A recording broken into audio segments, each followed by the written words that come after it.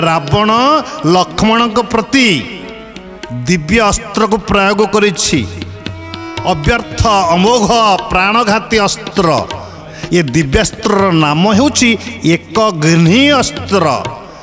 एकघ्नि दिव्यास्त्र को रावण निज ससुर मयोदानव ठारू प्राप्त होता। केतेबेले मयोदानव कहीं देथिले आ मयोदानव ये अस्त्र कोठु पाइथिले? कुच्छ्र साधना करी जुग जुग धरी मयोदानव ब्रह्मांक ठारू ये दिव्यास्त्र को प्राप्त होते। जो अस्त्र थरे जनक उपर मात्र प्रयोग करा जाय पारे आ ये अव्यर्थ अस्त्रटी जहाँ उपर को प्रयोग करा जाए तार जीवन हानि हेबा सुनिश्चित। रावण रखिथिला ये अस्त्र को रामंको पाई, किंतु जेतेबेले देखिला लक्ष्मण ठारू परास्त हवा धार्य, तेणु आगे लक्ष्मण पाखरु बंचिले तो राम सहित युद्ध करिवो ना। तेणु निरुपाय एकघ्नि दिव्यास्त्र को प्रयोग करिथिला रावण। मयोदानव दुहिता विवाहर काले एकघ्नि यौतुक देला विश्रवार बाले।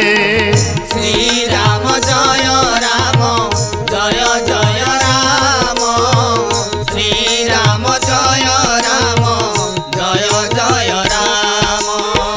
ब्रह्मावरे होई अछि ए अस्त्र निर्मित, जहाँ परे बाजीव से हेब निश्चय हत।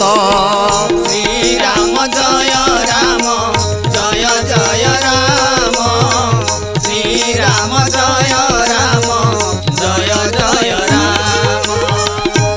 मयोदानव जेतेबेले मंदोदरी सहित रावणर विवाह करैथिले यौतुक स्वरूप यही एकघ्नि दिव्यास्त्र को प्रदान करथिले मयोदानव रावण को। एवं यही एकघ्नि दिव्यास्त्र प्रयोग फल लक्ष्मण प्राणहीन शरीर हो भूमि लोटी पड़ते। परवर्ती समय लक्ष्मण वियोग भगवान राम रघुनाथ शोकातुर हो कांदी उठी कहीं आज्ञा राम ब्रह्म हेले भी सुधा मानवीय लीला करुछंती ना। ब्रह्म साक्षात राम हेले कि हेब। श्री राम जय राम जय जय राम, बिहरू छंती मर्ते होई मानव।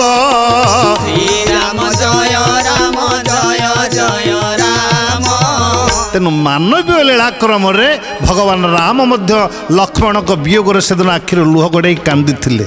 किंतु परवर्ती समय सुषेण वैद्य जाम्बवान को परामर्श रे हनुमान महाराज गंधमार्दन पर्वत विशल्यकरणी संजीवनी रस आनिबा द्वारा एवं एकस्तना नारी तारार स्तनर क्षीर को मिसाई लक्ष्मणकर क्षत स्थान में संयुक्त करने द्वारा लक्ष्मण पुनर्जीवन प्राप्त होते।